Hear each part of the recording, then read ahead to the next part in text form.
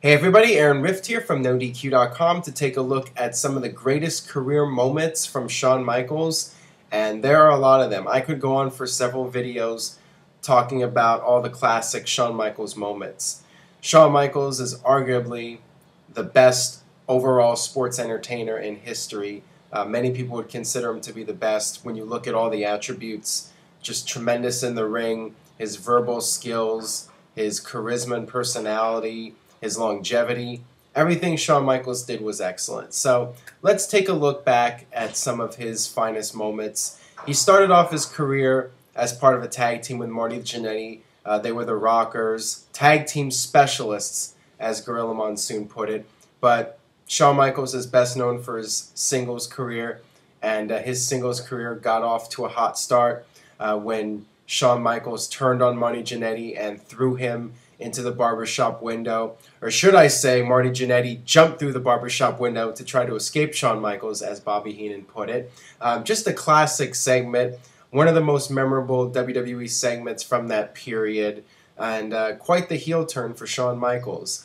And he would go on to be a top mid-card superstar, and he would quickly rise to the top. He won the Intercontinental title from the British Bulldog on Saturday Night's Main Event in 1992. And from that point on, Shawn Michaels was a force to be reckoned with in WWE. And this was during a period when WWE was starting to focus more on the smaller guys and the guys that could really perform in the ring. You know, they were phasing away from the Hulk Hogans and the Ultimate Warriors. And at Survivor Series that year in 1992, we saw Shawn Michaels versus Bret Hart in the main event. And if you asked people a year before if that match was even possible to be a main event, people would tell you no. Shawn Michaels and Bret Hart overcame the odds, and they worked their way from the very bottom of the company all the way to the top. And that was a very significant match and a turning point in WWE. And Shawn Michaels would go on to have feuds throughout 1993 with guys like Mr. Perfect. And then he had a breakthrough performance, and that was at WrestleMania 10 in the ladder match with Razor Ramon. This was the first pay-per-view ladder match from WWE, and it was the first time that Shawn Michaels stole the show, and this would go on to be a trademark in his career, where he would be the showstopper and he would put on the best performance of the night. Shawn Michaels and Razor Ramon had a tremendous ladder match, and it's still to this day one of the greatest in WWE history, or wrestling history for that matter. And Shawn Michaels would go on to team up with Diesel. They would win the tag team titles. Diesel was Shawn Michaels' bodyguard, and they had a lot of classic moments during this period. But I remember the split they had. It started at SummerSlam when Shawn Michaels cost Diesel the Intercontinental title. And then it finally, it all blew up at Survivor Series 94. And, that the split took place. And Diesel went on to win the WWE title. But it was clear that Shawn Michaels was quickly becoming the star of WWE. And he was going to be the top guy. And, if there were any doubters, it was all proven by the 1995 Royal Rumble, when Shawn Michaels went out there at number 1 and went on to win the entire thing. He would make history, winning the Royal Rumble, being the first entrant, and winning the whole thing. And he really cemented himself as the top superstar at this point. And a couple months later, he ended up turning babyface, and I mean, it was only a matter of time. I mean, Shawn Michaels was just putting on so many great performances, and people didn't want to boo the guy. I mean, he was a showman. He was going out there and just having one great match after another. So Shawn Michaels turned babyface, and he continued to build up the momentum. And at SummerSlam 95, him and Razor Ramon had another excellent ladder match, once again stealing the show. And Shawn Michaels hit a few bumps in the road. He was injured. He got attacked. There was this incident where he got attacked by several guys, and he ended up coming back a few months later, and then they did this storyline to play up the injury where he came back too soon, and Owen Hart gave him the enziguri kick, and Shawn Michaels passed out during the match. And this was really significant because it was the first time WWE did something like this, where they had just somebody pass out in the ring, and all the doctors came out, and you know, it was cutting edge for the time, and it was during the period when the Monday Night Wars was starting to get hot, and this was all build up for Shawn Michaels making his big comeback at the Royal Rumble. He would go on to win the Rumble second year in a row, and challenge Bret Hart for the WWE title at WrestleMania 12. And you know, WrestleMania 12, the Iron Man match, considered to be one of the greatest matches in WWE history. Certainly one of the most memorable matches of this period. And you know, who can forget Shawn Michaels coming down from the rafters, and you know, when he finally won the title, he was in the ring holding the belt, crying, and Vince was like, you know, the boyhood dream has come true for Shawn Michaels. So you know, this was one of the all-time great WWE moments, and Shawn would go on to have a tremendous reign as WWE champion. He would headline one pay-per-view after another and steal the show. Good Friends, Better Enemies with Diesel. I mean, that was a tremendous no-holds-barred match. And then the match he had with Mankind at Mind Games, another, in my opinion, very underrated match. A match people don't really talk about all that much, but certainly one of the best matches of that period. And you know, Shawn Michaels ended up losing the title to Psycho Sid, and then he went on to get his rematch at the 1997 Royal Rumble. And you know, this was another big moment for him because this was in his hometown of San Antonio, Texas, in the Alamo Dome. You had 60,000 plus fans there, and Shawn Michaels made history and regained the WWE title. You know, he had a few rough moments later in 1997. He ended up losing his smile, and he was on the shelf for a while, and then he came back and would win the tag team titles with Stone Cold Steve Austin. And that was a very entertaining tag team. Two guys that obviously did not get along, and they had to coexist. And it made for some memorable moments, them having matches with Owen Hart and the British Bulldog. And but it was only a matter of time before Shawn Michaels got back in the world title picture. And at SummerSlam 97, he was the special guest referee. And Bret Hart spit in his face during the match. Shawn Michaels had the steel chair. He swung it. Bret Hart ducked. Undertaker got hit. And Shawn Michaels had to count the pinfall, because if he didn't, the stipulation was that he would leave the United States of America. So, I mean, this was just really entertaining stuff. And then he would go on to feud with The Undertaker and make history yet again. The very first Hell in a Cell match. Shawn Michaels would be a part of a lot of firsts throughout his career. Hell in a Cell, 1997, a 5-star match, one of the all-time great WWE matches, and perhaps the best cage match of all time. I think it's hard to argue for a better match. I mean, the two of them went out there, and it's everything you could ask for in a cage match. Undertaker just beat the living hell out of Shawn Michaels, kept throwing him into the cage. You had tons of blood. Shawn was taking bumps all over the place. He ended up taking a bump from almost the top of the cell through a table. And you know, Kane made his debut in that match. Shawn Michaels, 1 month later, you know, everybody knows about this moment. The Survivor Series 97 match with Bret Hart, the Montreal screw job. You know, it's been talked about to death. But you know, it's a significant moment. One of the most talked about moments ever in wrestling history, and certainly the most controversial. And Shawn Michaels would become WWE champion once again, and during this period, he formed a little faction with Triple H known as D-Generation X. And, you know, I could do a whole video of great DX moments, but some of the most memorable ones that I remember from this period, DX bringing out a midget Bret Hart and basically mocking Bret Hart after the Survivor Series. And then there was another moment where they were out in the ring playing strip poker on live television.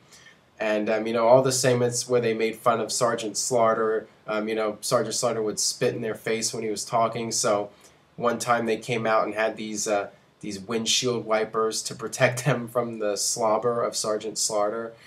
And these were all fun segments, but when WrestleMania season began, it was all about business. And the big storyline at this period was Mike Tyson coming in and being the special enforcer for Shawn Michaels versus Steve Austin at WrestleMania. And then the big moment where we thought that Shawn Michaels and Mike Tyson would go at it, but instead Mike Tyson ended up joining DX. But of course it ended up being a swerve, but it was definitely a huge water cooler moment when Tyson was revealed to be part of DX. And then of course Shawn Michaels lost the title to Steve Austin at WrestleMania, and this was the end of the first part of Shawn Michaels' career. Shawn Michaels had several injuries, and his back was messed up, and he stepped away. He was gone for 4 years. And during that time, he would make occasional appearances. He would come in as the commissioner. He would become the corporation's commissioner. And he was on the first SmackDown as a special guest referee. But these were just moments where he would make special appearances, not compete, not really part of his active in-ring career. But Shawn Michaels would make his epic comeback at SummerSlam 2002 with Triple H, and he proved to everybody that he could still go better than anybody else on the roster. Shawn Michaels and Triple H had an excellent match, one of the best, at SummerSlam 2002, and then he would go on to win the World Heavyweight title in the very first Elimination Chamber match. So once again, Shawn Michaels being part of firsts. He won the world title. His comeback was in full swing, and he would go on from this point to become Mr. WrestleMania, because he would have one classic WrestleMania match after another. The WrestleMania 19 match with Chris Jericho. The next year he had he was in the main event against Triple H and Chris Benoit. Arguably the greatest triple threat match in WWE history. Him and Triple H continued their feud. They had their Hell in a Cell match at Bad Blood 2004. And then WrestleMania 21, I was there in person. My all-time favorite match that I saw live in person against Kurt Angle. As close to a perfect match that you could ask for. Just so much drama and intensity. And Shawn Michaels had some classic moments on Raw as well. Everybody remembers the Gold Rush tournament where Shawn Michaels faced Shelton Benjamin, and Shelton was doing the springboard from the ropes, and Shawn Michaels got him with the super kick. I mean, that was a classic moment. And Shawn Michaels, he had been a babyface for most of his career, and he turned heel to feud with Hulk Hogan, and I loved it. I loved the heel Shawn Michaels run in 2005.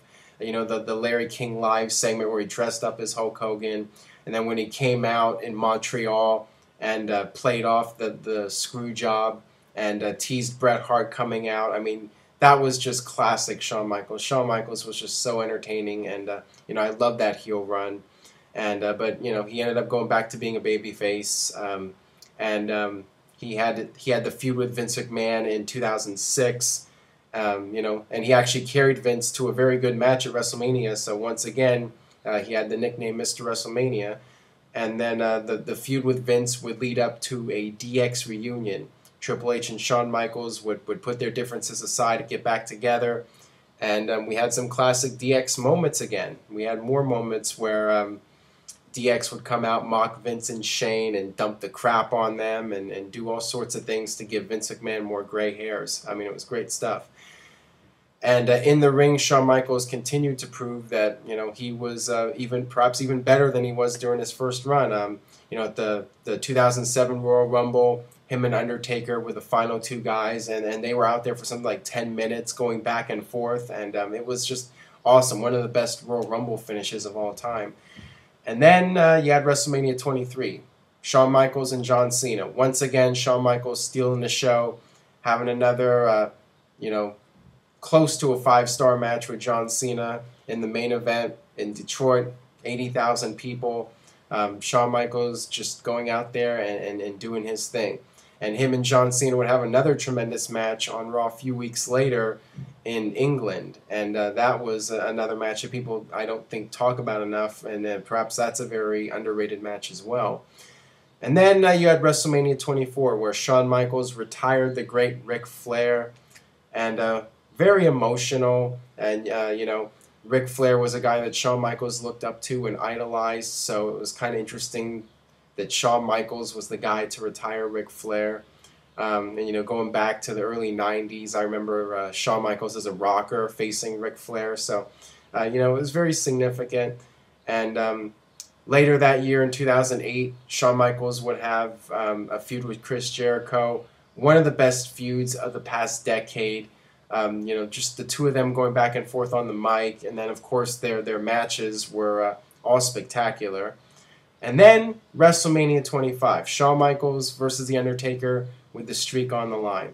And, you know, perhaps the greatest WrestleMania match of all time. I mean, it's right up there at the very top. And, you know, the two guys just went out there. The streak was on the line, but there was no other gimmicks, you know, no cage, no weapons, no chairs or anything. It was just the two of them going out there and just telling a story and just entertaining the masses. And, you know, I would tell anybody trying to break into the wrestling business, if you want to learn how to work, watch that match at WrestleMania 25, because those guys are the best at what they do. And after WrestleMania 25, we had another DX reunion with Triple H. You know, it wasn't quite as good as the older DX reunions. You know, WWE was PG by this time, so it was a little weird having DX around again. And, you know, they were having segments with Hornswoggle. So, I mean, it wasn't really the best of DX, but it was still cool to see them back together as a unit. And then finally, Shawn Michaels would end his career at WrestleMania 26. He would try to end the streak one more time against Undertaker. He would put his career on the line. But ending the streak was not meant to be. Undertaker beat Shawn Michaels again. And that was the end of...